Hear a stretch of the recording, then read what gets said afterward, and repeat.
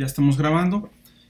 Pues vamos a ver si podemos, así de manera rápida, hacer los ejercicios que quedaron de tarea del capítulo 3 y vemos las dudas que tengan por ahí, ¿sí? Entonces, le voy a hacer igual que la vez pasada. Voy a tomar nombres de la lista, preferiblemente de los que no participaron la clase pasada, y vamos resolviendo los ejercicios, ¿ok? Sí los hicieron, ¿verdad? Sí hicieron los ejercicios.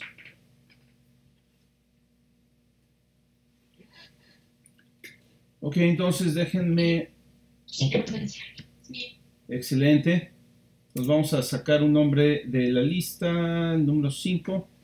Eduardo Coronado. Eduardo Coronado no se ve por aquí. Bien, bueno, pues por segunda vez consecutiva no tiene participación. Vamos a ver, número 15. Bueno, ya había participado, pero nos movemos un renglón para arriba. Jimena Ibarra. Tampoco está. Van a acabar participando los mismos. No se ve que esté por ahí. Ok. José Luis Martínez. Ok, perfecto. Entonces, vamos a empezar contigo haciendo el primer ejercicio. Que es el ejercicio 3.1. Dice, escribe una función llamada justificar a la derecha, por ejemplo, o right justify, como viene ahí, que tome una cadena llamada S como argumento o como parámetro y que imprima la cadena con suficientes espacios al inicio para que la última letra de la cadena quede en la columna 70 de la pantalla. O sea, vamos a alinear las cadenas hacia la derecha, de la columna 70 hacia atrás, ¿sí? Entonces, bien, ¿cómo le hiciste esta función o cómo la harías en Python? Sí, mira, lo que empecé a hacer fue hacer la definición de la función. Ajá. Poner def justificar derecha. Justifica derecha. Así es. Correcto. Después de eso abrir los paréntesis para que pueda entrar un argumento de entrada. Ajá. Que sería en este caso Monty. Monty. Bueno, el nombre del argumento es el que tú elijas. Sí. Ya después le doy para que corra hacia abajo. Ajá. Pero ¿cómo le diré? Con sangría. Sí, claro. Faltarían aquí 2 puntos. Ah, sí, los 2 puntos. Para abrir el bloque de la función y automáticamente el editor te pone la sangría. ¿Ok? Oh, sí. Después de esto hice una variable n. N es igual a len, la función len, y entre paréntesis el argumento de entrada. Ok, muy bien. Ya después establezco enter y otra variable que va a ser mi variable w. Mi variable w va a ser igual a los 70 espacios que me piden menos n. Correcto, sí. Pero va a eso, entre paréntesis, profe. ¿Qué va entre paréntesis? Menos n, paréntesis. Ajá, ok. Ajá, muy bien. Y le resto 1. Ahorita le voy a decir por qué. Y le restas 1. Ajá. Ok. Ya después coloco print. Ajá. Abro paréntesis. Abro comillas simples, como si fuera a poner algo, pero lo dejo vacío. Ajá. Entonces, al lado lo multiplico por W. ¿Aquí va vacío? Ah, no, va con espacio, perdón. Correcto, un espacio. Así es. ya después de una comilla y mi argumento de entrada que es Monty. Una comilla, una coma. No, toma, Ajá. perdón, así es. Sí, y Una Monty. toma y mi argumento de entrada Monty. Correcto. Y por eso pusiste Aquí es donde, el -1. así es, porque ya ve que la comilla que está en medio de los dos te agrega un espacio Sí, arbitrario. la coma. Ajá. Así es, y por eso lo puse y ya después me salto de línea hacia abajo, pero sin sangría, que quede pegado del lado izquierdo para poder llamar a la función y Correcto. poder escribir lo que uno quiera. Ok, me parece bien. Vamos a probar escribiendo varias líneas justificadas a la derecha. Sí. Déjame...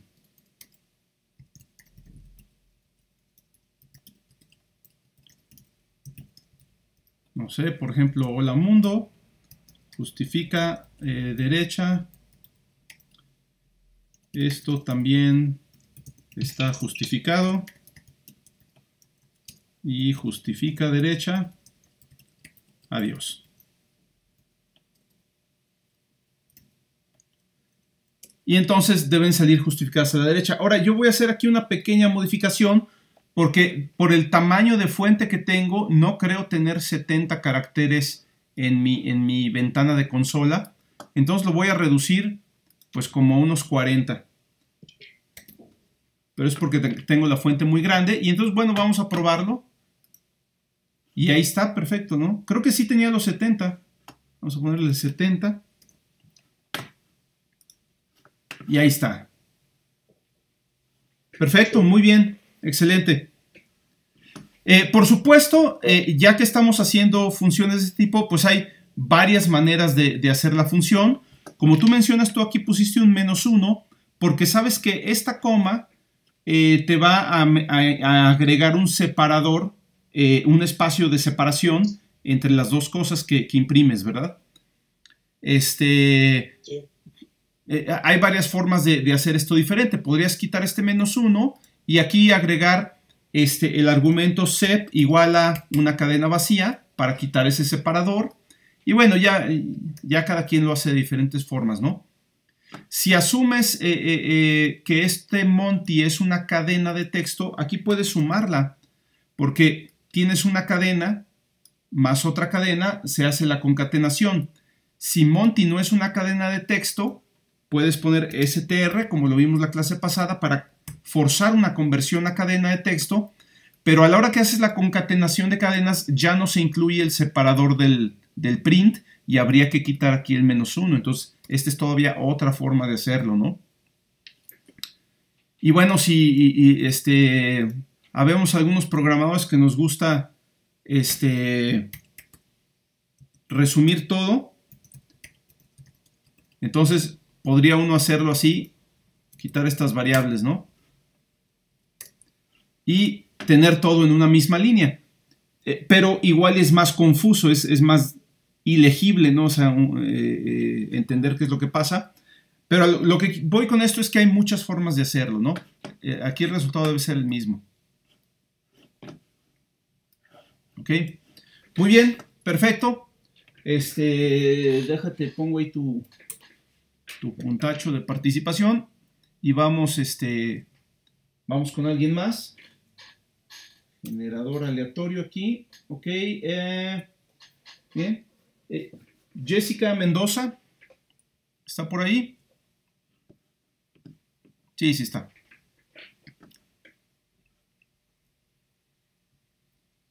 ¿Nos escuchas, Jessica?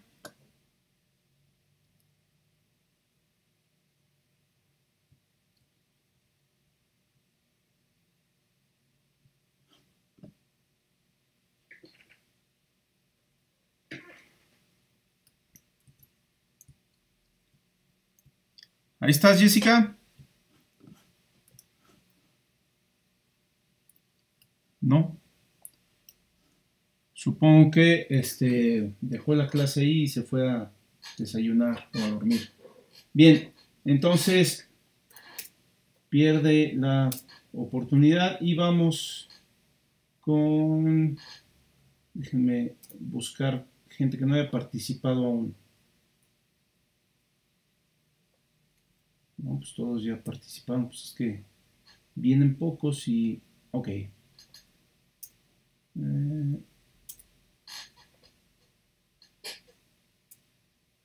Este generador de números aleatorios no, no es muy uniforme. Bueno, ok. Jimena Rosales. ¿Está por ahí? Sí, perfecto. Entonces, vamos a hacer el ejercicio que sigue. Bueno, el 3.2 son varias cosas. Ahorita vemos hasta dónde hacer. Es algo que vimos al final de la clase pasada. Dice, un objeto función es un valor que puedes asignarle una variable o pasar como argumento y que realmente es una función. Entonces, aquí hay un ejemplo de una función que se llama doTwice, que es como la que hicimos la clase anterior, que se llamaba repite, o no me acuerdo cómo se llamaba, que simplemente toma una función como argumento y llama a esa función 2 veces. Aquí se asume que la función no recibe argumentos. La función f, que se le pasa a doTwice, no recibe argumentos, ¿sí? Entonces, bueno, aquí viene un ejemplo, ¿no? Los ejercicios son, bueno, primero, probar este ejemplo, o sea, escribir estas dos funciones, hacer esta llamada y probar a ver qué ocurre. Pues lo que debe ocurrir es que se imprime esta palabra spam 2 veces, ¿sí? Luego viene el ejercicio 2 que dice modifique la función doTwice para que ahora tome 2 argumentos en vez de 1. El primer argumento sigue siendo una función que se va a llamar la función f y el segundo argumento es un valor que se le va a pasar a la función f. Esto es justamente lo que hicimos también al final de la clase pasada con la función esta repite. Entonces no sé aquí si...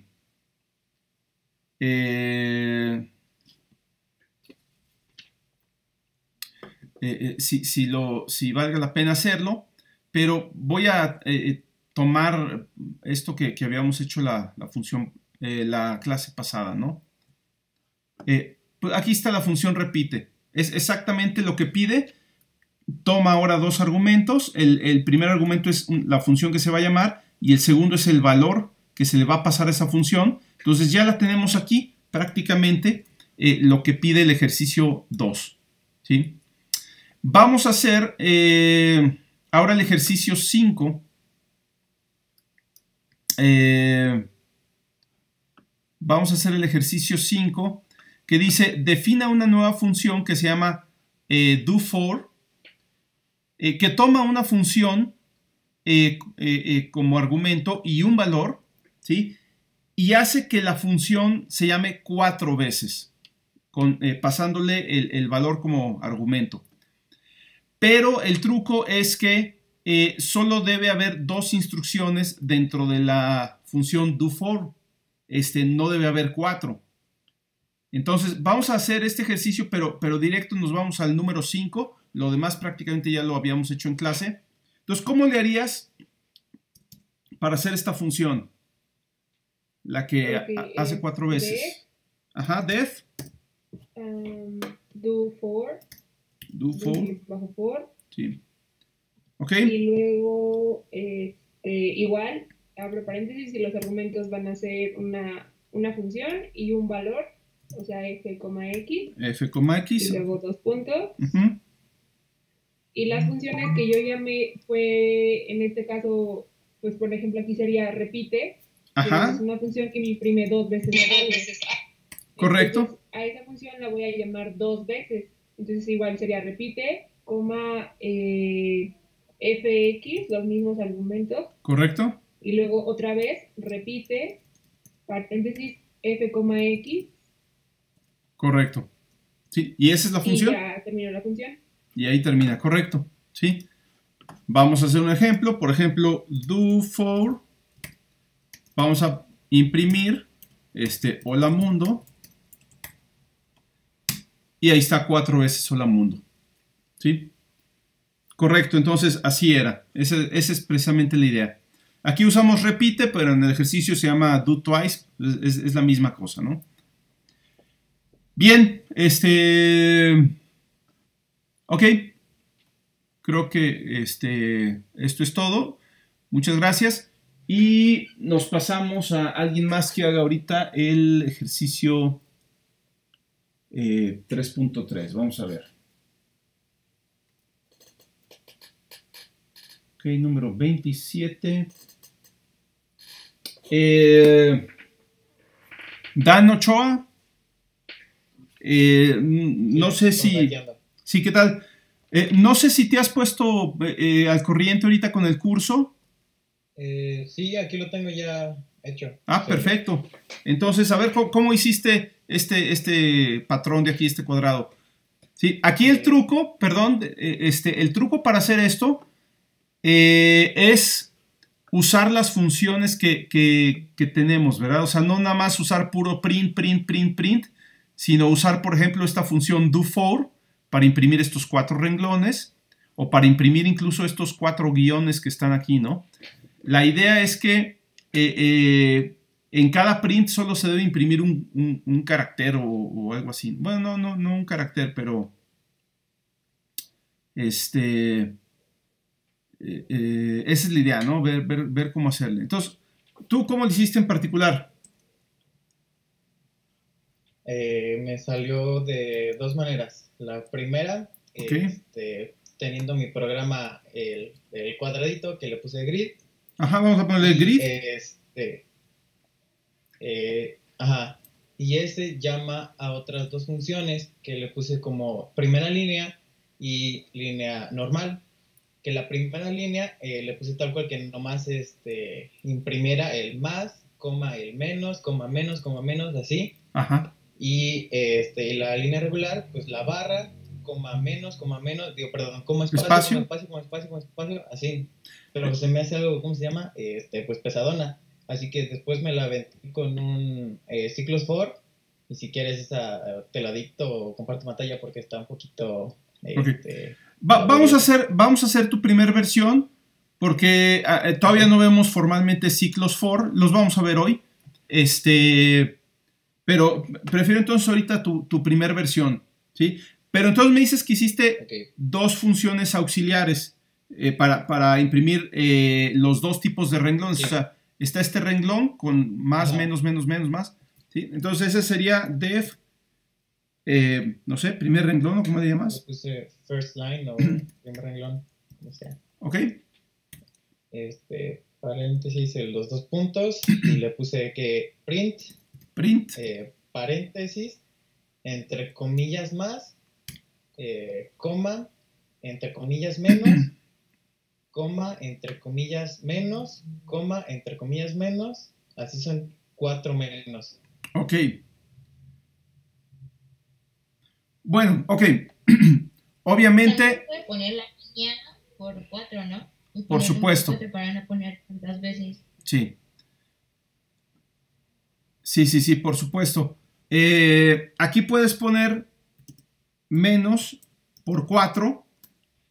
Ajá. Para generar los 4 menos.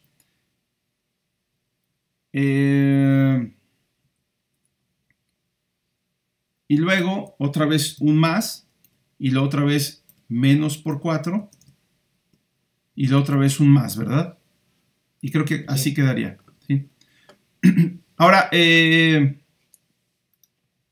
vamos a probarla, digo, va a funcionar, no le veo ningún problema. No, bueno, aquí hay un problema, ¿sí? Así como está, first line, sí hay un problema porque me pone aquí estos espacios. Entonces, hay dos maneras de evitar esto, ¿sí? Una es usar el sep, el argumento sep. No, pero todos están separados por espacios, ya vi, perdón. Sí, es más espacio, perdón, más espacio, menos espacio. Todos están separados por espacios.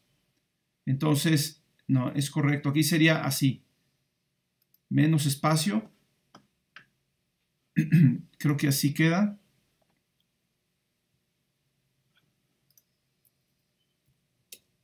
Digo, hay muchas formas de hacerlo. Aquí ya me puso 2 espacios, ¿sí?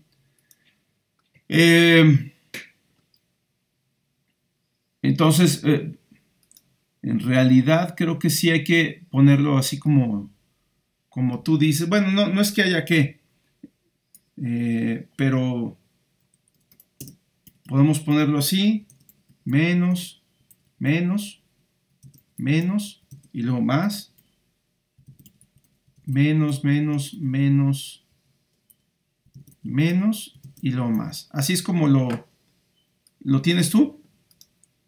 Sí. Ok. Digo, en realidad se puede poner todo dentro de la misma cadena, ¿no? Pero bueno, ahí estaría. Y esa es la primera línea. Y la siguiente línea, voy a copiar esta función. Sería más o menos similar, pero aquí los más se reemplazan por barras verticales y los menos por espacios, ¿correcto? Sí. Vamos a poner aquí barra vertical, espacio, espacio, espacio, espacio y otra barra vertical, ¿sí? Y a esta vamos a ponerle next line, ¿sí? Como sea. Ok. Y luego, ¿cómo hiciste todo el grid? Pusiste... ¿qué pusiste ahí? Mira, yo en grid lo puse tal cual como muy en bruto y le puse first line, regular line, regular line, regular line. Ok. Pero, o sea, se puede hacer con los comandos que ya tenemos de los ejercicios pasados, pero yo en mi programa lo tengo como la primera, luego la normal, la normal, la normal, la normal, la primera, la normal, la normal, la normal, la normal y la primera. Ok, así uno por uno. First line y luego next line. Y aquí serían 4 de estas.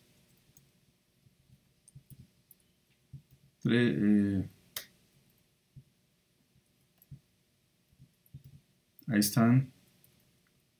4. Sí son 4, ¿verdad? Sí. Sí. Y luego se repite otra vez todo. Y luego nada más first line para terminar. Algo así sería, ¿no? Vamos a ver. Grid. Y ahí está, ¿no? Creo que sí, no hay espacios, o sea, no se brinca una línea entre estas dos. Creo que sí queda así más o menos bien. Se parece al menos a lo que nos piden. Y bueno, es una forma de hacerlo. Por supuesto, podríamos reemplazar estos next line por algo así como do for next line, pero necesitamos una versión de do for que que no requiera 2 argumentos, que nada más tenga uno, ¿sí? Aquí le moví quién sabe qué. Igual una versión de repite que no tenga los argumentos.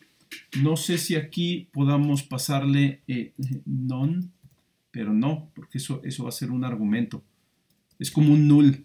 Entonces realmente necesitamos una versión de do for para funciones sin argumentos, ¿no? Pero bueno, esta es la idea, ¿no? Vamos a dejarlo como estaba. Ahí originalmente jala eso. Por supuesto, se pueden usar ciclos, pero digo, esto es así un ejercicio más que nada como para ir practicando la sintaxis de Python, ¿no? Entonces, a mí me parece bien así. Ok, entonces vamos a terminar aquí con la tarea. Yo creo que está muy bien. No sé si alguien tiene dudas con algún ejercicio de tarea que quieran que repasemos. Ya eran todos, ¿verdad? Profesor, yo tengo una duda, pero sí. Con respecto al programa, es que ya lo descargué y pues está todo bien, pero cada que intento abrirlo es como que si se estuviera instalando otra vez y otra vez y otra vez. O sea, se tarda mucho, por ejemplo, guardo los archivos, Ajá. o sea, guardo los programas que hice y no me aparece, no me deja abrirlos. No sé por qué será. ¿Cómo estás entrando a Spider? ¿Estás entrando al Anaconda Navigator y todo eso? Es que no me deja entrar a la Anaconda. O sea, okay. Busco Spider, pero Anaconda me aparece como, o sea, no me aparece el circulito como anclado a la barra de tareas, me aparece que dice Python nada más. Ok. Digo, no creo que sea necesario que lo vuelvas a instalar o que esté mal instalado. Simplemente que por alguna razón, no sé.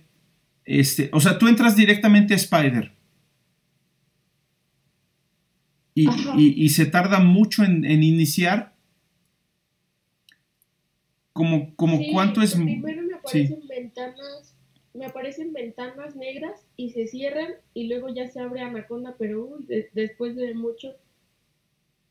Y por ejemplo, los archivos que guardo, o sea, me dice que no hay ninguna aplicación con que abrirlo. No, bueno, esos no se pueden abrir así como dándole doble clic. Hay que abrirlos directamente desde Spider. Desde Spider. Sí, o sea, ahí Por ejemplo, los intento abrir y me dice que no hay ningún archivo compatible. O sea, no sé por ya. qué. ¿Y si los estás guardando con extensión .py, .py? Sí. O sea, tú haces tus archivos aquí en el editor, los guardas aquí en el editor y luego no los puede abrir. De hecho, los archivos que tú dejas abiertos, a la siguiente vez que abres el editor se vuelven a abrir. Por lo general así funciona. ¿No ocurre eso en tu caso? No, o sea, los guardé y los cerré todos. Ok. Digo, pero igual, o sea, si tú te vas, por ejemplo, al menú archivo, pues hay una lista de los archivos usados recientemente, ¿no? Aquí están, abrir archivos recientes, y bueno, aquí aparecen un montón de archivos, ¿no? Que los últimos que has abierto. Entonces, ahí directamente, si tú te vas aquí y seleccionas uno de ellos, lo debería abrir. ¿No ocurre así? No me los abre. Ok. Sí, te pediría que me mandaras así, no sé, capturas de pantalla de los errores que te pone o por qué, para saber qué está pasando, porque así de entrada no, o sea, se me hace raro, ¿no? Sí, lo podemos ver al final de la clase para no interrumpirle y pues le comparto pantalla para que vea. Sí, porque no debería comportarse así, entonces no sé qué esté pasando, pero lo vemos con calma, ahorita al final si quieres. Gracias. Ok. Bueno, ¿alguna otra duda? ¿Alguien tiene alguna otra duda por ahí?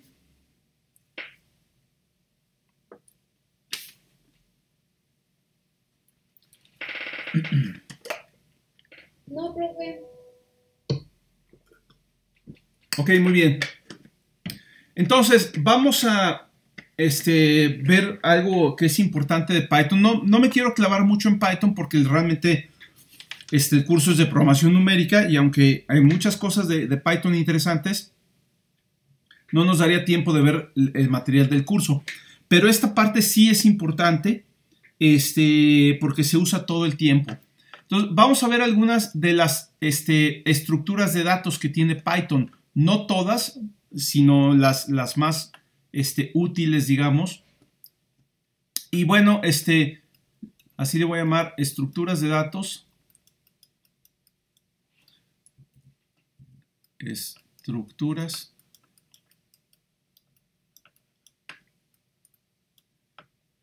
de datos en Python. Ahora, ¿qué es una estructura de datos? Bueno, un dato, pues, normalmente es una variable, un valor que se almacena en la memoria. Una estructura de datos es cuando ya uno tiene múltiples datos, múltiples variables organizadas de alguna manera, ¿sí? Ustedes en los cursos de programación básica y luego programación avanzada usan dos tipos de estructuras de datos. La primera estructura de datos que aprenden a utilizar son los arreglos. Ya al final del curso de programación básica se ven arreglos y es lo primero que ustedes aprenden a utilizar como estructura de datos. Después, en programación avanzada, la siguiente estructura que aprenden a usar son las clases y los objetos, que te permiten agrupar datos también, ¿sí? Te permiten agrupar múltiples variables en una sola cosa que es un objeto. Eso también es una estructura de datos. Pero hay muchos otros tipos de estructuras de datos que son de uso común en programación, que si bien en la carrera no se tiene un curso sobre estructuras de datos, es necesario aprender a usar algunas de ellas, ¿no? Bueno, vamos a ver Python. Lo que tiene muy padre Python es que tiene ya de manera nativa, maneja muchas estructuras de datos que son muy interesantes. No podemos ver todas, pero vamos a ver las más importantes, ¿no? En particular, estas estructuras que vamos a ver se llaman iterables.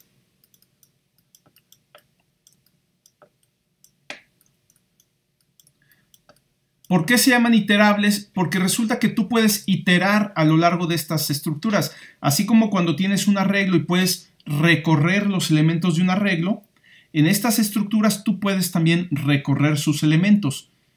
Por ejemplo, en una clase, en un objeto, no hay un mecanismo para recorrer sus elementos. O sea, no puedes tener un ciclo que recorra todos los, digamos, miembros de un cierto objeto, ¿sí? Porque pues, los miembros de un objeto pueden tener cualquier nombre, ser de diferentes tipos y no hay ninguna organización que tengan, ¿no? Más que el estar todos como miembros de un objeto. Pero en un arreglo sí hay una organización. Los elementos están ordenados, están indexados y eso es lo que permite recorrerlos. Entonces, podríamos decir que los arreglos son iterables, pero las clases o los objetos de una cierta clase no son necesariamente iterables. Vamos a ver algunas estructuras de Python que son iterables y que son muy importantes, ¿no? Y vamos a ver ahorita tres, no son las únicas, pero vamos a ver las tres principales. La primera son las cadenas de caracteres, que ya las empezamos a usar, ¿sí? Las cadenas de caracteres es el tipo str, así se llama la clase. Luego vamos a ver las listas. En realidad vamos a ver casi que todas juntas. Son muy similares, pero tienen propiedades diferentes. Y la clase de Python se llama list. Las listas son importantísimas en los lenguajes de programación, aunque no lo vemos en los otros cursos. Bueno, de hecho en programación avanzada, los que llevaron la clase conmigo, sí llegamos a ver una clase para hacer listas, ¿sí? Que era la clase ArrayList. La vimos por ahí en algunos ejemplos, ¿no? Entonces, esas son las listas. Las listas lo que tienen es que pueden crecer, le puedes quitar elementos, y eso lo permite la estructura, mientras que los arreglos son de un tamaño fijo. Y la otra estructura en Python se llaman las tuplas.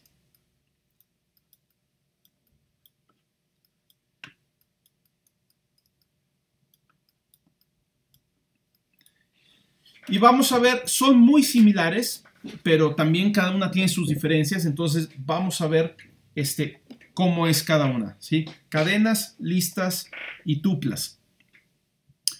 Bien, voy a ir a Python. Bueno, déjenme abrir una nueva consola aquí para... Creo que ahorita voy a trabajar nada más en la consola poniendo ejemplos. Las cadenas ya las conocemos, ¿sí? Podemos tener cadenas de caracteres siempre y cuando las expresemos dentro de comillas dobles o comillas simples. Entonces, por ejemplo, vamos a definir una cadena y guardarla en una variable, ¿sí? S igual a, esto es una cadena, ¿sí? y pues ya, esa es una cadena, ¿no? ¿Qué podemos hacer con las cadenas? En muchos lenguajes de programación, por ejemplo, en el lenguaje C, las cadenas literalmente son arreglos de caracteres, o sea, arreglos de tipo char, ¿sí? Y como todo arreglo, tú puedes acceder a los elementos individuales de cada arreglo. O en este caso, a los elementos individuales que forman la cadena, a los caracteres individuales de la cadena. En Java y Processing también puedes hacer eso, pero no de forma tan directa, porque las cadenas no se representan realmente como arreglos de caracteres. Internamente sí, pero no los puedes manejar, por ejemplo, no puedes ponerle subíndice o algo así. En Python sí los podemos manejar de una manera similar a los arreglos de caracteres, ¿sí? Incluso podemos acceder individualmente a cada elemento, ¿sí?, de la cadena, usando la misma sintaxis que usamos para los arreglos. Podemos poner S subíndice 0 y me da el primer carácter de la cadena, S subíndice 0, ¿sí? Entonces, nuevamente, el operador de los corchetes con un subíndice adentro me permite acceder a los elementos de estas estructuras, ¿sí? Entonces, una de las primeras cosas que podemos hacer con estas estructuras es acceso a los elementos individuales, ¿no? Acceso a elementos. ¿Sí? Si X es una secuencia,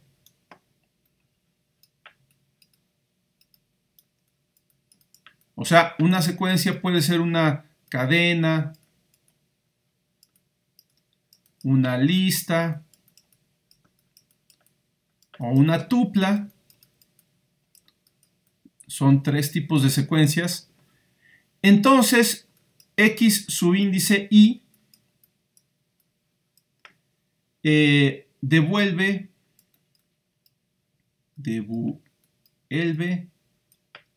el iésimo elemento. Y al igual que los lenguajes estilo C, los elementos se cuentan a partir de 0, ¿sí? Contando desde 0. Esto siempre es bien importante tenerlo en cuenta. Hay otros lenguajes de programación, sobre todo los lenguajes de cómputo matemático, cómputo numérico, como MATLAB, Octave, Máxima, R, en donde los elementos se cuentan a partir de 1, ¿sí? El primer elemento es el que tiene subíndice 1. En Python no, en Python es como C, el primer elemento es el que tiene subíndice 0, ¿sí? Ese subíndice 1 sería el siguiente elemento, ese subíndice 2, etcétera, ¿no? Nosotros podemos saber, esto ya lo vieron ustedes, no lo vimos en clase, pero ya vi que lo vieron por ahí en la lectura del capítulo 3, podemos conocer el tamaño o la longitud de una cadena usando len. En este caso, esta longitud tiene 18 caracteres que están indexados desde el carácter 0 hasta el 17. El último carácter sería S subíndice 17, ¿sí? Igual que los arreglos, si el tamaño del arreglo es 18, los elementos van del 0 al 17.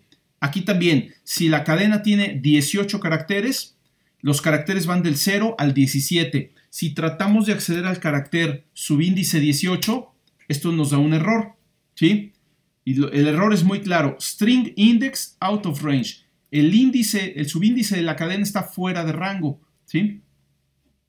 Entonces, bueno, esto es muy similar a los arreglos, ¿sí? Sin embargo, Python va todavía más allá. Y este operador de indexación puede hacer otras cosas. Voy a poner otra vez la cadena S.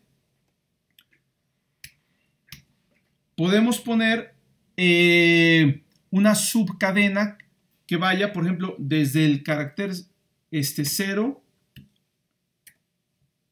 5. ¿Sí? ¿Esto qué quiere decir? Quiere decir que empieza en el carácter 0 y toma los 5 caracteres. Vamos a hacer esto. Va desde el carácter 0 hasta el carácter antes que el 5.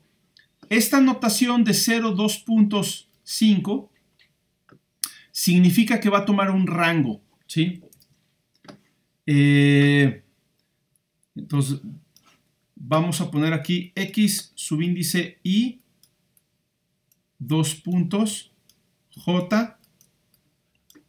Esto me da la subsecuencia, o sea, una parte de la secuencia o una parte de la cadena, subsecuencia, que va del elemento I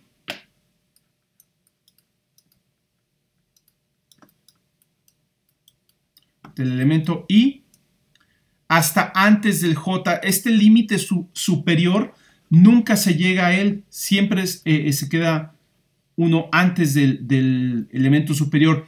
Piénsenlo como si fuera un ciclo que va desde I hasta menor que J, ¿no? Como los ciclos for que solemos hacer en el lenguaje C, donde, no sé, I empieza igual a 0 y mientras I sea menor que algo, ¿no? Así funciona este J, como el límite superior, pero que nunca se va a alcanzar. Entonces, aquí sería hasta el elemento J-1. O estrictamente el elemento con subíndice menor a J. ¿Sí? Y bueno, eso es lo que estamos observando aquí. Si tomamos del elemento 0, que es la E, al elemento antes que 5, el elemento, este es el 0, 1, 2, 3, 4 es el espacio y el 5 es la siguiente E, la E de es, pero eso ya no lo tomamos, nos quedamos con el espacio nada más. ¿Sí? Si ahora tomamos del 1 al 5, pues quitamos la primera E, ¿sí? Y de esta forma nosotros podemos obtener cualquier segmento de la cadena o cualquier subsecuencia de la cadena. Por ejemplo, si queremos tomar la palabra cadena, ¿sí? Pues son los últimos 6 caracteres. La cadena tiene una longitud de 18. ¿Qué tendríamos que poner? S de dónde a dónde para extraer la palabra cadena.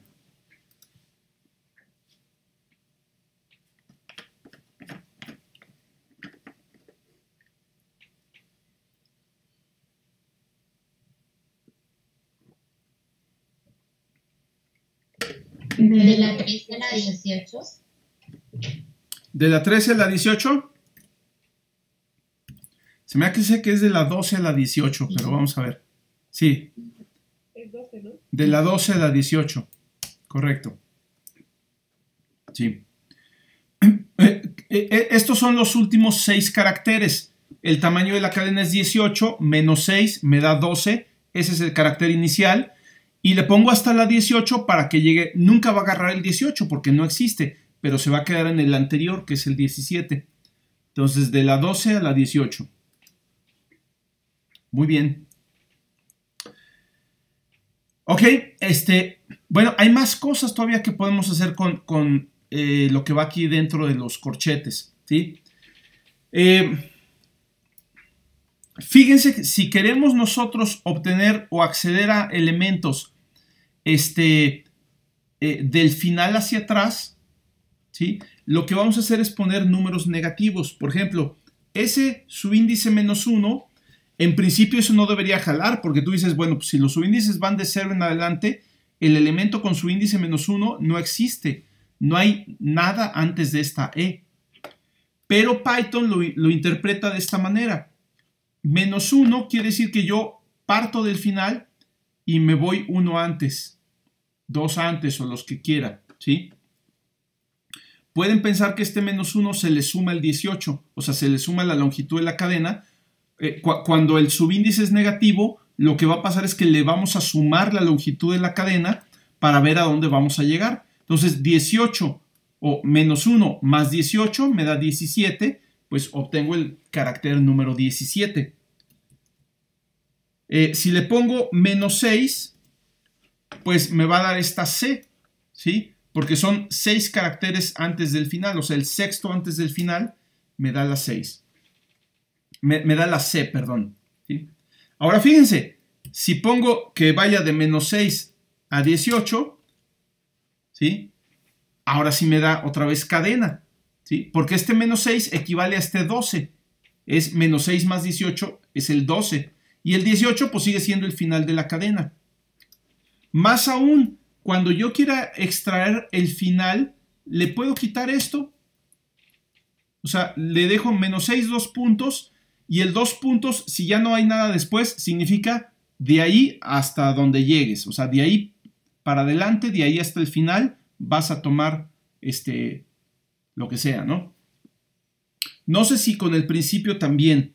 Por ejemplo, ese 2 puntos 4, ¿sí? También toma los primeros 4 caracteres. O sea, es equivalente a poner S de 0 a 4, ¿sí?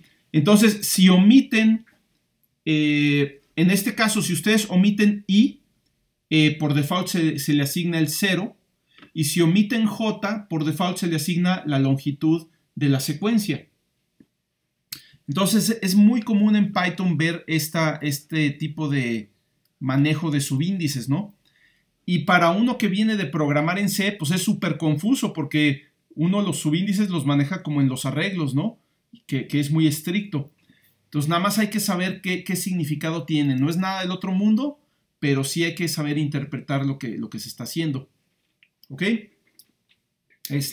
Pero esto ya te permite fácilmente, si tienes una secuencia, puedes extraer el primer elemento, ese es su índice 0, o puedes eliminar el primer elemento y extraer todos menos el primero. Sería S a partir del primer elemento en adelante. Quitamos el elemento subíndice 0, tomamos a partir del subíndice 1 en adelante. Y de esa forma puedes partir la cadena en dos, el primer elemento y el resto. O bien, puedes obtener el último elemento, ese subíndice menos 1, ¿sí? O puedes obtener toda la cadena excepto el último elemento. Digamos que ahora queremos romper la cadena quitando el último elemento y quedándonos con lo demás. ¿Cómo obtendrían toda la cadena menos el último elemento?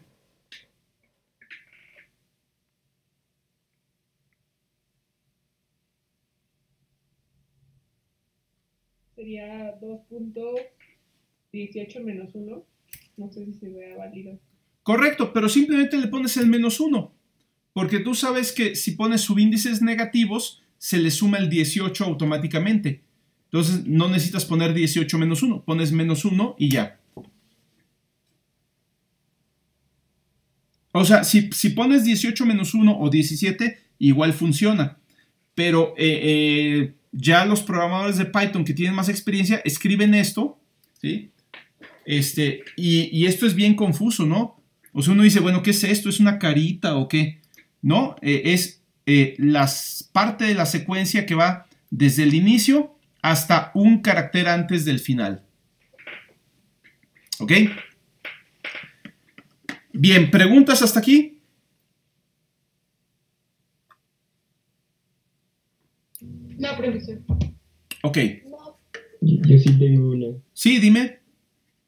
¿Se puede omitir un carácter del medio, nada más, y que queden todas las demás caracteres? Bueno, podrías hacerlo, pero vamos a suponer que quieres quitar un carácter del medio. Vamos a poner el carácter con subíndice n igual a 7. Vamos a ver cuál es el carácter 7. Ese subíndice n es este espacio que está entre es y una. Vamos a suponer que queremos quitar ese carácter, ¿sí? Algo que puedes hacer es tomar primero la cadena que va, que va desde el inicio hasta antes de ese carácter, ¿sí? S desde el inicio hasta n. yo sé que si pongo subíndice 2.n, ya no me va a tomar el carácter n, me va a tomar hasta uno antes, ¿sí? Ahí está, esto es, pero sin el espacio. Y para tomar el resto de la cadena, yo tomaría S, empezando en n más 1, creo que aquí vale la pena poner este paréntesis, no sé si el operador 2 puntos tiene precedencia, pero a partir del carácter n más 1 para brincarme el carácter n hasta el final, y eso me da el resto. Y ahora tomo estas dos cadenas y las sumo, o sea, tomaría S 2.n más, las voy a concatenar, S, n más 1, 2 puntos. ¿Sí? Entonces, está un poquito más rebuscado, pero de esta forma tú puedes eliminar cualquier carácter de en medio y reducir la cadena. ¿Sí? En realidad no estás afectando S. Si te fijas aquí, la variable S sigue valiendo lo mismo. Lo que hice aquí es crear una nueva cadena. No tengo manera de modificar directamente esta S, a menos que la reemplace con el nuevo valor. Pero estoy creando una nueva cadena tomando los pedazos de S que me interesan y pegándolos. ¿Sí? O sea, yo recorto S y reorganizo como yo quiera y vuelvo a pegar. Eso es lo que estoy haciendo. ¿Sí? ¿De acuerdo?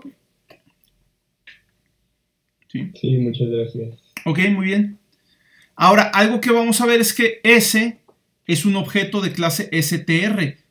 Y como objeto de clase tr tiene métodos.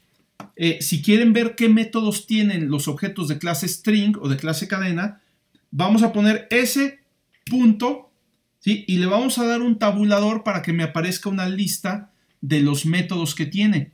¿Sí? Entonces, son varios, no los vamos a ver todos. Como pueden ver, son un montón. Pero aquí podemos ver algunos importantes. Por ejemplo, capitalize.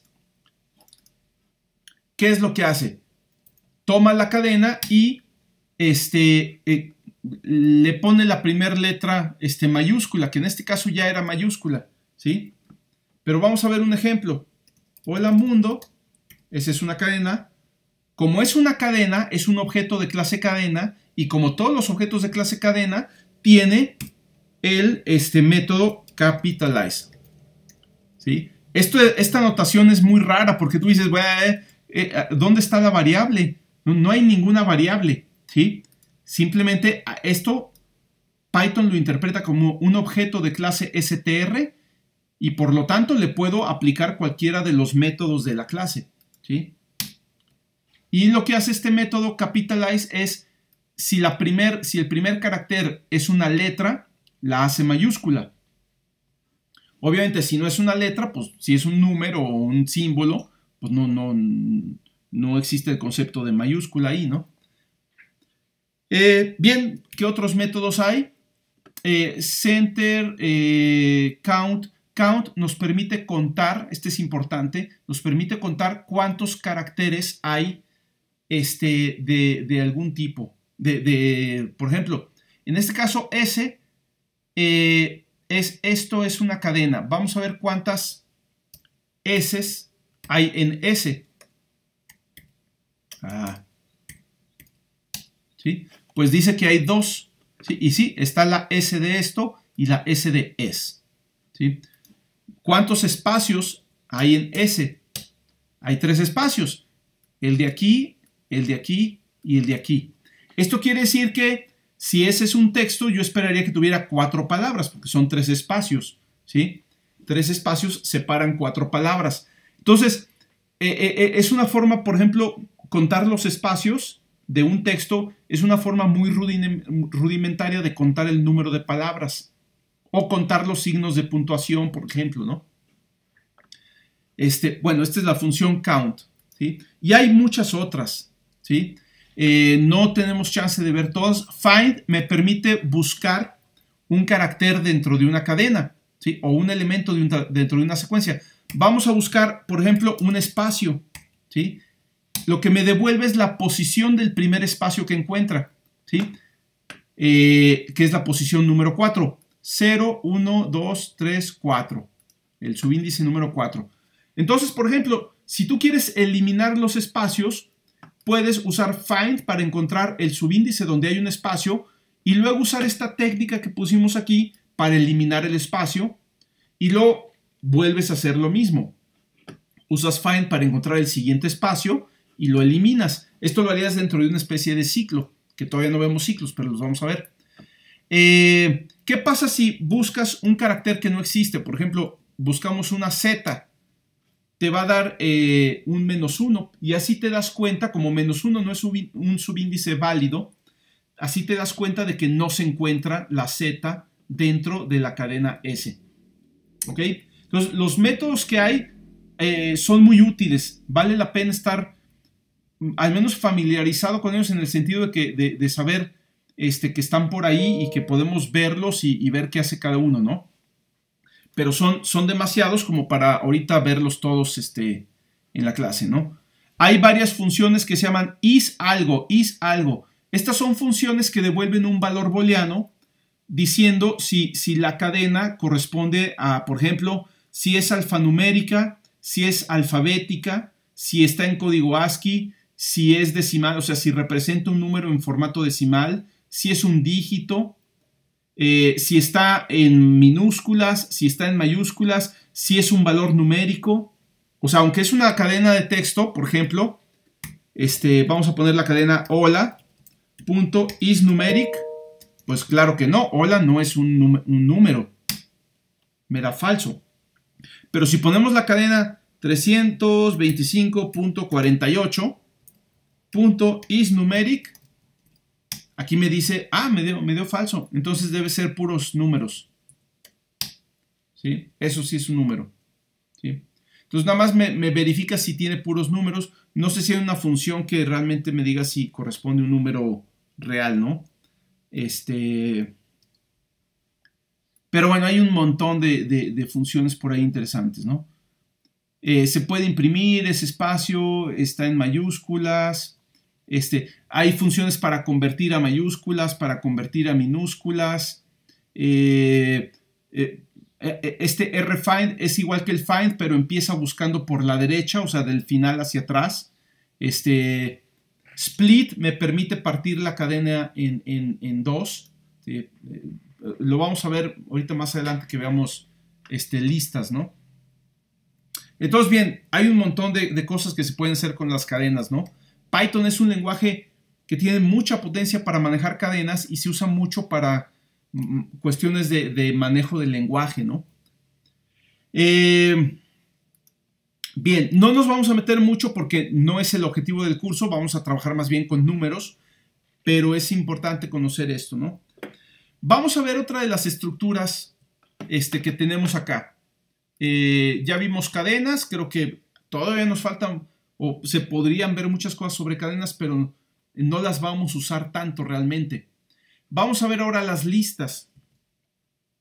Entonces, una lista es lo más parecido que tiene Python a los arreglos, ¿sí? Me refiero a Python como lenguaje así, como viene solito, ¿no? Sin las librerías que incluye. Después ya unas librerías agregan algo más parecido a los arreglos. Pero una lista no es un arreglo, es muy diferente. Vamos a ver qué es una lista. Voy a poner aquí una variable X, ¿sí? Para no usar la misma S. Y voy a hacer una lista. Las listas se hacen abriendo una corchete y dentro de los corchetes se enlistan los elementos de la lista, ¿sí? Separados por comas. Por ejemplo, 3, 7, 2, 8. Esa es una lista. Cierro los corchetes y ahí está, ¿no? Podemos ver el tipo de datos que tiene X, type X. Es una lista, ¿sí? Bien, qué interesante. ¿Y qué puedo hacer con la lista? Pues lo mismo que con las cadenas. Puedo ver qué tamaño tiene la lista, o sea, cuántos elementos tiene. Len X, la longitud de X es 4. Uso la misma función len que para ver la longitud de una cadena, ¿sí? Puedo acceder a los elementos individuales de la lista. Por ejemplo, X subíndice 0. También empiezan desde 0. Todo lo que vimos ahorita para cadenas todo se aplica a listas. X subíndice 1, X subíndice menos 1 sería el último elemento, ¿sí? Si quiero tomar los primeros 3 elementos, X subíndice del 0 al 3, en realidad serían el 0, el 1 y el 2, no llega al 3, por eso me da los 3 elementos, ¿sí? Todas las cosas que vimos de indexación son iguales para listas que para cadenas, ¿sí? Y también lo van a hacer para las tuplas que vamos a ver ahorita también, ¿sí?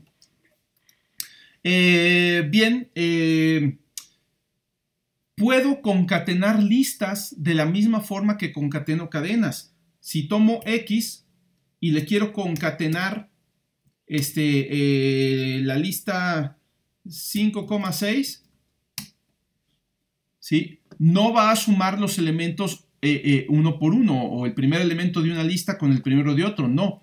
Va a concatenar las listas, o sea, va a tomar la lista X y le va a pegar estos elementos y me da como resultado una nueva lista con todos los elementos, ¿sí? Entonces, esto es muy interesante. Esto no se puede hacer con los arreglos, al menos no fácilmente, ¿no? ¿Qué más puedo hacer?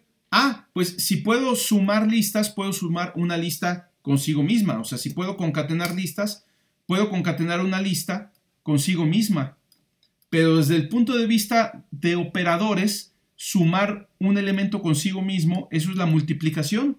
Entonces yo puedo multiplicar una lista por un número entero y lo que estaría haciendo es concatenar esa lista consigo misma n veces. Aquí son 2 veces, pero pueden ser 3 veces, las veces que yo quiera, ¿sí?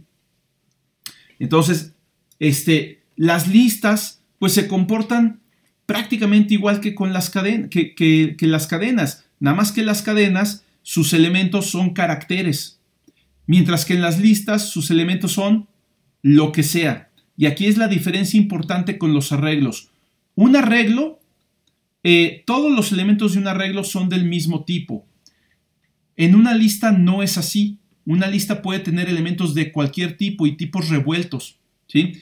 Aquí yo le puse puros elementos enteros porque pues es un ejemplo, pero en realidad yo puedo hacer una lista Y donde sus elementos sean de distintos tipos. Por ejemplo, puedo meter un número entero como 5, puedo meter una cadena de texto como hola, puedo meter un número flotante como menos 3.48, ¿sí? Y esa es una lista. El primer elemento, Y subíndice 0, es un entero, es el 5. El segundo elemento, Y subíndice 1, es una cadena, que por sí misma es una secuencia, ¿sí? El tercer elemento, Y subíndice 2, es un número de punto flotante, menos 3.48. Ahora, el elemento subíndice 1 de Y, de la lista Y, es una cadena, pero por ser una cadena es una secuencia, y también puedo acceder a sus elementos individuales. Por ejemplo, toma Y subíndice 1, que es la cadena hola, y de ahí dame el carácter número 2, que es la letra L, ¿sí? Puedo hacer esto, Y subíndice 1, subíndice 2. Pero no puedo hacer Y subíndice 0, subíndice 5, ¿sí? Porque Y subíndice 0 es un entero y los enteros no tienen 5 elementos, ¿no? O no tienen un quinto elemento. ¿Ok? Entonces, esto en Python, en cualquier lenguaje estilo C, nunca podrías hacer esto, porque los arreglos, todos los elementos tienen que ser del mismo tipo y el compilador debe ser capaz de determinar a qué te vas a referir cuando pones Y subíndice 1, subíndice 2, ¿sí?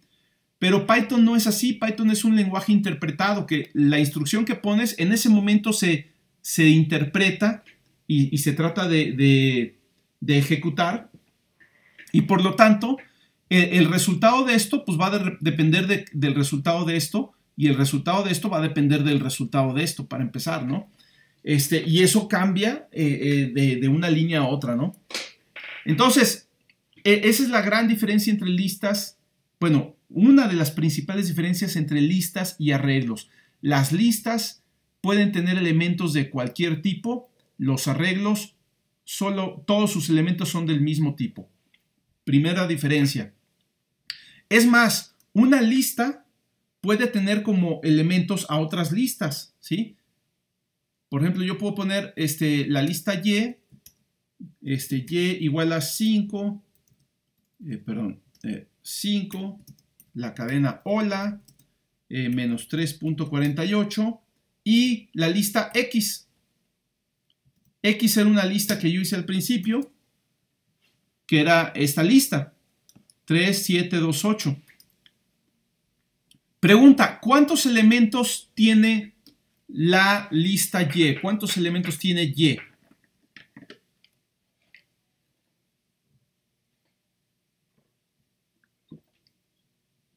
¿Serían 4? Correcto, son 4. Aunque se vea que hay muchas cosas aquí, si le ponemos len de Y, me da 4. Porque solo tiene 4 elementos. 5, hola, menos 3.48 y la lista 3, 7, 2, 8. Pero toda esta es el cuarto elemento o el elemento subíndice 3 de Y. ¿Sí? Si yo quiero acceder a los elementos individuales de esta lista, entonces pues tendría que poner Y subíndice 3, que me da esto, y de ahí ya subíndice, por ejemplo, si quiero el 7, sería el subíndice 1. ¿Ok? Entonces, esto hace que las listas sean súper flexibles, porque puedes tener listas dentro de listas, dentro de listas, y las listas realmente se convierten en estructuras complicadísimas, tan complicadas como una las necesita, ¿sí? Hay lenguajes, como el lenguaje Lisp, que todo está hecho en listas. Es más, para poner las instrucciones, tú las pones como una lista. Las instrucciones de Lisp se dan en forma de lista. No existe la notación de función, sino que tú le das una lista con el nombre de la instrucción y los argumentos que lleva, que podrían ser también listas, ¿no? Lisp, el lenguaje se llama así, Lisp, es una contracción que significa list processing, o sea, procesamiento de listas. Es un lenguaje que se dedica a procesar listas y resultó ser uno de los lenguajes más importantes para el desarrollo de la inteligencia artificial. Ya no ahorita, pero en los primeros años de la inteligencia artificial, en los 70s, 80s, era el lenguaje que se usaba para eso, ¿no? Y todavía se sigue usando en muchas cosas, ¿no? Pero bueno, esas son las listas, ¿no? Al igual que las cadenas, las listas son objetos. Al ser objetos, tienen métodos. Pero estos métodos no son iguales que las cadenas, porque en una lista no tiene sentido decirle convierte la mayúsculas, porque no es una cadena de texto, o no necesariamente lo es, ¿sí? Entonces los métodos de las listas son diferentes. Vamos a tomar la lista X y ver qué métodos tenemos para X. Si se fijan, son menos, la lista de métodos es más compacta, pero son métodos bien potentes. Primero, append. Append lo que me permite es agregar elementos a la lista. Por ejemplo, puedo agregar un solo elemento. Vamos a agregar el elemento 5, ¿sí? Y parece que no ocurrió nada, o sea, no me devuelve nada. Pero vamos a ver ahora la lista X. Y ahí está el 5. Ojo, aquí hay algo bien importante. Es bien distinto usar append que usar la concatenación X más la lista con el elemento 5. Bueno, ya moví X, ¿no? Pero la X original, si yo le hubiera puesto esto, me devuelve una nueva lista. Mientras que append me modifica el objeto desde el que se manda a llamar, ¿sí? Y esto no lo puedes hacer con las cadenas. Tú no puedes modificar una cadena. Puedes reemplazarla asignándole otro valor, otra cadena. Pero a través de los métodos de la cadena tú no puedes modificar una cadena, ¿sí? Mientras que las listas sí. Y esta es la segunda propiedad que tienen las listas y que no tienen los arreglos. Las listas es un tipo de datos que se conoce como un tipo mutable. Déjenme apuntarlo acá, ¿sí? Las listas son, de todos estos, son los únicos que son mutables. ¿Qué quiere decir mutable? Quiere decir que el objeto se puede modificar a sí mismo a través de sus métodos, contiene métodos mediante los que se puede modificar a sí mismo. Esto no puede hacerse con las cadenas, no, vamos a ver, las tuplas tampoco puede hacerse con las tuplas, ¿sí? Solamente puede hacerse con las listas, no puede hacerse con los arreglos, digamos al menos los arreglos como funcionan en processing. Claro, tú puedes cambiar un elemento de un arreglo, eso no es problema, pero no puedes hacer que el arreglo se haga más grande, no le puedes agregar elementos, no le puedes quitar elementos y hacer que se haga más chico, ¿sí? Tendrías que crear un nuevo arreglo que sea más grande, pero entonces ya tienes dos arreglos, ¿no? Ya no es el mismo. Las listas sí son mutables y pueden modificarse a sí mismas, ¿sí? Entonces, esa es una propiedad importante de las listas. Entonces, tenemos el método append, que me permite agregar elementos a una lista. El método clear lo que hace es eliminar todos los elementos de la lista. Le voy a poner x.clear y x queda vacía, ¿sí? Puedo tener listas vacías que nada más pues, son dos corchetes así, se abren y se cierran, ¿no? Clear lo que hace es eliminar todos los elementos, limpiar la lista, ¿sí? Vamos a agregarle otra vez elementos a la lista x.append. Fíjense que no estoy creando un nuevo objeto, no le estoy asignando un nuevo valor, ¿sí? Estoy agregándole elementos a la misma lista que ya existe. Vamos a agregarle los que ya tenía: 3, 7, 2, 8 y 5. Creo que es de uno nada más, de uno en uno, ¿sí? Luego vamos a ver cómo agregar de muchos, ¿no? Ahí está el 3 nada más. Copy me genera una copia de la lista. Esto sirve mucho cuando tú tienes una lista y le quieres aplicar algunos métodos, pero sabes que estos métodos van a modificar la lista. ¿Por qué? Porque es mutable, ¿sí? Si tú no quieres perder la lista original, entonces generas una copia y modificas la copia. Para eso sirve esta función de copia, ¿sí? Esto lo vimos también en el curso anterior, con muchas clases de processing, donde a la hora que tú modificas un objeto, igual estás modificando otro, ¿no? Entonces quieres crear una copia para poderla modificar o manteniendo el original, ¿no? Ok. Count es lo mismo que en la clase string, me sirve para contar cuántas veces aparece un elemento en la lista, ¿sí? Index me sirve para encontrar un subíndice, un elemento en la lista. Pop, ese es importante. Déjenme regresar a mi lista X, ¿sí? Pop lo que hace es devuelve un elemento de la lista. Por default es el último, pero esto se puede modificar, y lo elimina de la lista, ¿sí? Entonces, si yo pongo x.pop, me devuelve el último elemento de la lista, 8, pero también modifica la lista x eliminando ese elemento. Entonces, pop básicamente lo que significa es ir sacando elementos de la lista, ¿sí? Esto junto con append me permite ir metiendo elementos e ir sacando, y con esto puedo implementar algunas estructuras de datos muy importantes en la programación, como colas, pilas, que tienen diferentes aplicaciones, ¿no? No las vamos a usar aquí en el curso, pero sí se usan mucho, ¿no? Remove simplemente elimina algún elemento de la lista, pero creo que es a partir del busca el elemento y lo elimina. Por ejemplo, x.remove 7 elimina el 7, ¿sí? Esté donde esté, lo elimina. es lo que querían hacer con las cadenas, es decir, quiero eliminar un elemento de la mitad de la cadena y ya. Bueno, con las listas es muy fácil, ¿sí? Ahora, ¿qué pasa si el elemento aparece 2 veces? Vamos a poner otra vez la lista y agregarle un 7, ¿no? Tenemos 2 7. X.remove 7.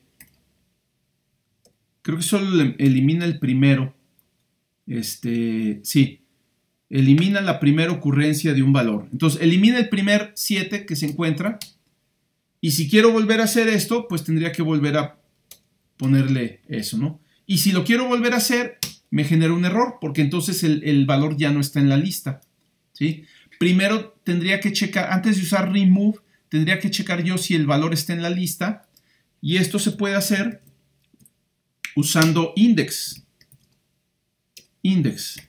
¿Sí? Le doy un valor y me dice cuál es el primer subíndice donde se encuentra ese valor. A ver, búscame el elemento 7 en la lista. Pues está en el subíndice 1. Ok, ya lo encontré. Vamos, o sea, ya sé que sí hay un elemento en la lista con el valor 7. Está en el subíndice 1, pues vamos a eliminarlo. ¿Sí? X.remove 7. A ver, vamos a ver si hay otro 7 en la lista. X.index 7. Pues sí, está en el subíndice 3. ¿Sí? Ya no es en el subíndice 4, porque como eliminé todos los elementos se recorrieron hacia atrás. ¿Sí? Ahorita la lista X es esta. 0, 1, 2 y el elemento número 3 es el 7. Entonces, ya lo encontré. Ok, vamos a eliminarlo. ¿Sí? Ya lo eliminamos. Busca a ver si hay otro 7 en la lista. X.index 7. ¿Sí? No, ya no está en la lista. ¿Sí? Bueno, también me da un error aquí. Entonces, seguramente hay una forma de capturar ese error. Digo, podemos usar ahí mecanismos de manejo de excepciones, pero no los hemos visto, ¿no? Bien. Otra cosa que tienen las listas es que en términos de métodos uno puede invertir el orden de los elementos, que es reverse, y se pueden ordenar las listas. Entonces vamos a invertir los elementos y ahora ya están en orden inverso, 7, 8, 2, 7, 3, ¿no? Si vuelvo a llamar a la función reverse, otra vez me queda la lista original. Y otra cosa que puedo hacer con la lista es ordenar los elementos. X.sort, ¿sí? Me ordena los elementos de menor a mayor, ¿sí? Ahora, aquí hay que tener cuidado porque cuando mi lista tiene elementos de distintos tipos de datos, el orden ya no es, tal vez ya no es posible ordenarlos, porque para ordenar los datos hay que compararlos. Y un número no se puede comparar con una cadena y me podría generar un error. Vamos a tomar la lista Y que teníamos y ponerle Y.sort. La lista Y tiene elementos de diferentes tipos de datos, ¿no? Y aquí justamente está el problema. Para ordenar necesita comparar, pero los operadores de comparación, en particular el operador menor, no soporta comparar instancias, o sea, objetos de clase string con clase int. O sea, estoy queriendo comparar cosas que no van, no las puedo ordenar, ¿sí? Entonces, bueno, está el método, pero no quiere decir que se pueda aplicar en todos los casos, ¿sí? Bien, esas son las listas. Ahora, hay algo interesante aquí. Python permite convertir muy fácilmente entre tipos de datos, entre cadenas y listas, entre listas y cadenas, ¿sí? Bueno, entre listas a cadenas no es tan simple, pero, o sea, no siempre se puede, pero de cadenas a listas, cualquier cadena, por ejemplo la cadena S, se puede convertir en una lista simplemente con un typecasting, ¿sí? List S. ¿Qué hace esto? Pues dice, pues esta es una secuencia, o sea, a fin de cuentas las cadenas son secuencias de caracteres y las listas son secuencias de cualquier cosa, ¿sí? Entonces, esta secuencia la voy a reinterpretar como una secuencia, pero en forma de lista. Y aquí está, se abre una lista donde cada elemento es un carácter de la cadena, ¿sí? Y se cierra la lista, ¿sí? Entonces, vamos a ponerle SL igual a list S. Vamos a guardar esto en SL. La longitud de SL va a ser la misma, los 18 caracteres que tenía S, pero ya puedo tratarlo yo como una lista, ¿sí? Y puedo hacerle cosas que no le puedo hacer a las cadenas. Por ejemplo, puedo poner sl.reverse, ¿sí? E invertir el orden de los elementos. Y luego puedo hacer otro typecasting para regresarla a cadena, ¿sí? str, sl. Quiero que la vuelvas a interpretar como una cadena. Ah, creo que esto no funcionó. Más bien es...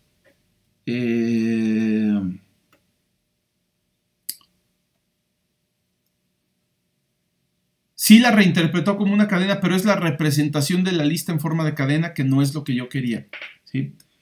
Yo más bien quiero, ¿cómo se llama? Concatenar todos los elementos de la lista. Entonces déjenme ver si hay una función para concatenar aquí.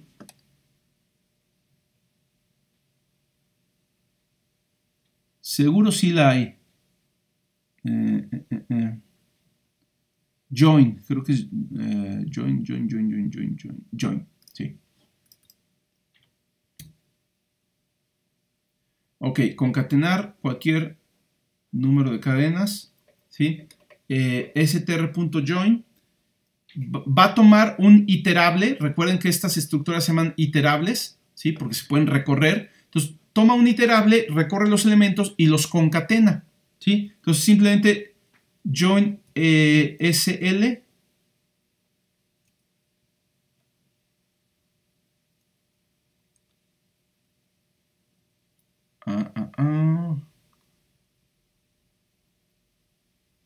Déjenme ver exactamente cómo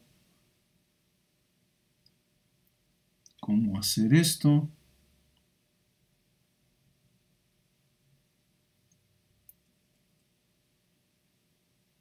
Ah, no, ya sé cómo. Perdón. Se me olvidó cómo jalaba el join. Ahí está. Entonces, ahora sí, se invirtió la cadena. Esto es una cadena, escrito al revés, ¿sí? ¿Cómo funciona este join? En realidad, tú le das, como es un método de la clase str, se tiene que aplicar un objeto de clase str. El objeto al que se lo aplicas se convierte en el separador o sea, va a juntar, va a concatenar múltiples cadenas, pero separadas por un separador. Y el separador es el objeto desde el que se llama la función. Está medio raro, pero esto me permite hacer cosas como esta. Por ejemplo, vamos a poner un asterisco como separador.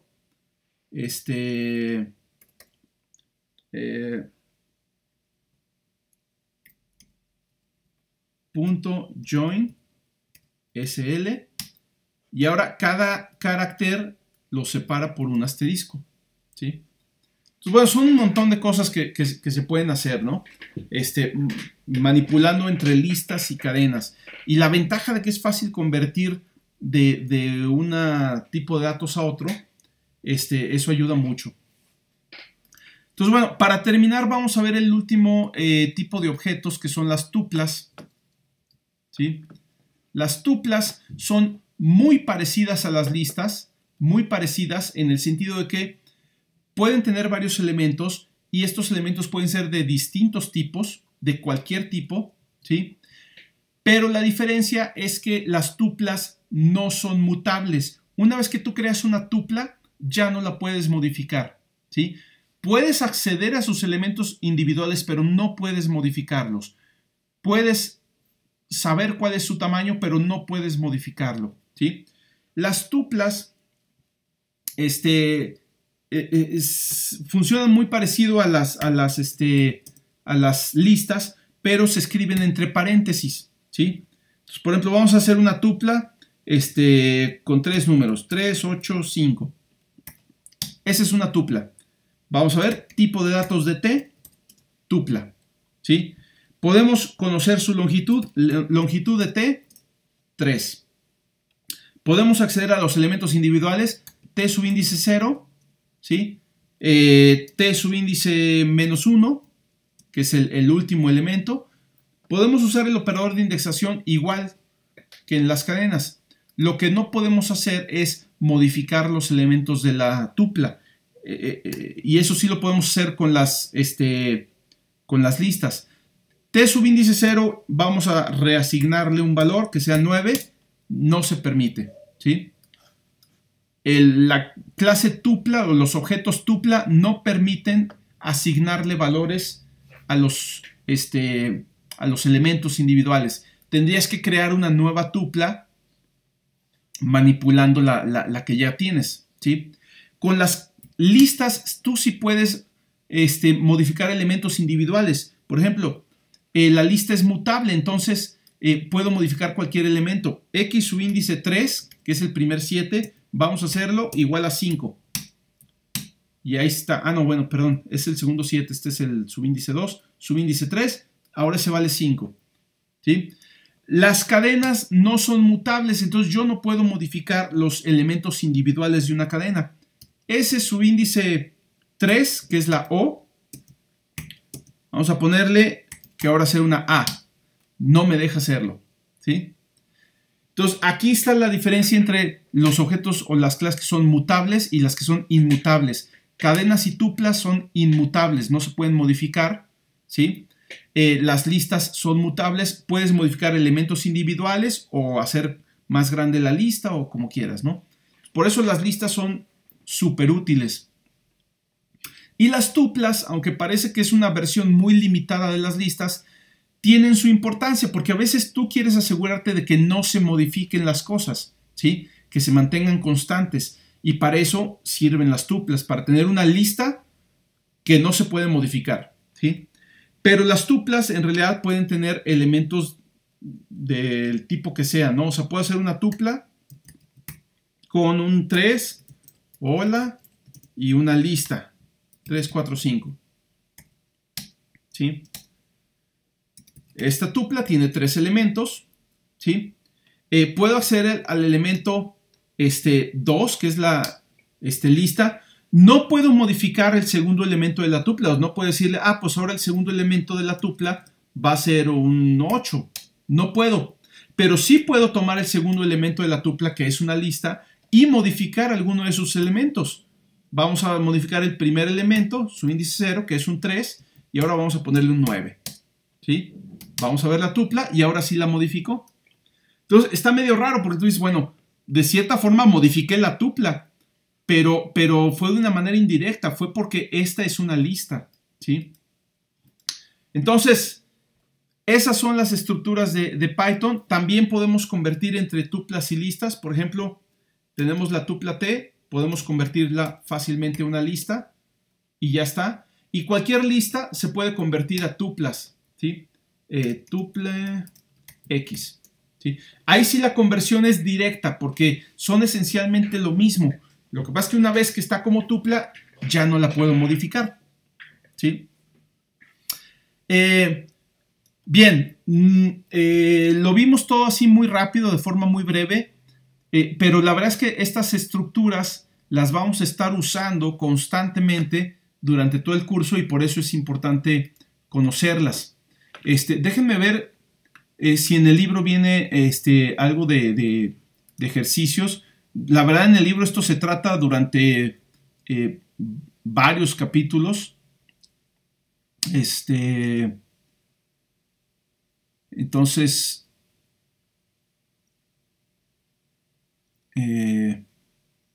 y bueno, primero se ven estructuras de condiciones y estructuras de iteración. Entonces, me parece que mejor ahorita no, aunque podrían ver ahí algunos ejercicios, me parece que mejor selecciono con cuidado los ejercicios y se los dejo después como una tarea por ahí, pero ya ejercicios muy específicos, ¿no? Porque sí, primero quiero ver cómo hacer las estructuras de condiciones, de iteraciones, que van a ver que ya que entendieron lo de los iterables, pues los ciclos en Python son totalmente diferentes a los ciclos en C, ¿sí?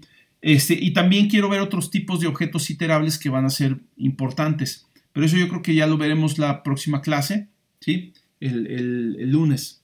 Entonces, ¿hay preguntas, hay dudas hasta aquí?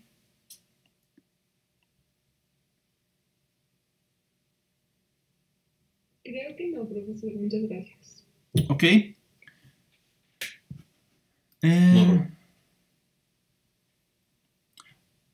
Sí estoy grabando la sesión.